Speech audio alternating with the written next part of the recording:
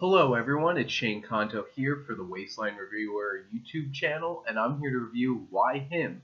I got to go see a press screening of this last night, and I was pretty excited once I saw the trailer, as I love Bryan Cranston, and I thought it'd be really fun and interesting to see him playing off of James Franco. This film was directed by John Hamburg, who has directed Along Came Polly, which was an average movie, and I Love You Man, which is one of my personal favorite comedies. So, just from his work, I was pretty excited about this. Now, my biggest issue, and I'm going to start with that right off the bat, is the cinematography in this and the framing of the shots was pretty bad. There was a lot of cut off shots where people's faces were cut off, half their heads were not there. I'm just like, who the hell put this together and let this be put into a cinema? So that really took me out of the movie, but not enough to really make me dislike the movie. It was just something right off the bat that really bothered me. And in terms of directing style, it was pretty point and shoot camera work and nothing really from a like great storytelling perspective. It was The directing was fine, but what really stands out for this movie is it was actually really funny, and I laughed a lot. So many of the jokes in this landed, and it was pretty hilarious.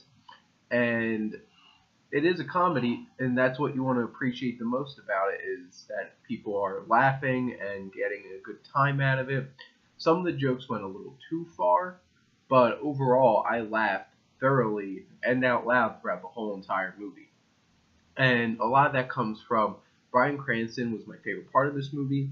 He was the great straight man to everyone else in the film. There was a couple of great supporting roles, like Keegan-Michael Key was probably the funniest character in this movie. He was fantastic. Everything he did was funny.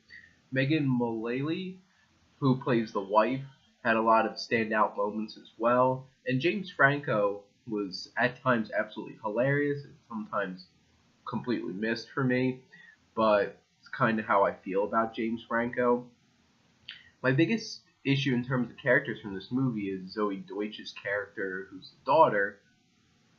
Honestly, when it really came down to it from a story perspective, an emotional perspective, because comedy is drama with jokes, you still need to be able to connect with the characters. When it really came to the conflicts in this film, I didn't really get and connect well with her reasoning and why there's so much tension here. And honestly, you're supposed to feel like, oh, James Franco's character is such a nice, just brutally honest and no filter kind of guy, but he came off manipulative, and I didn't really like him a decent amount of the movie, which, especially by the end, it's like, that's a bad thing.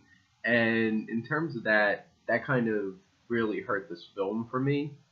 Now, from other technical perspectives, the music, there was a lot of really bad choices of music in this movie, and it's kind of disappointed from this from a technical film perspective and a writing perspective in terms of character and motivations.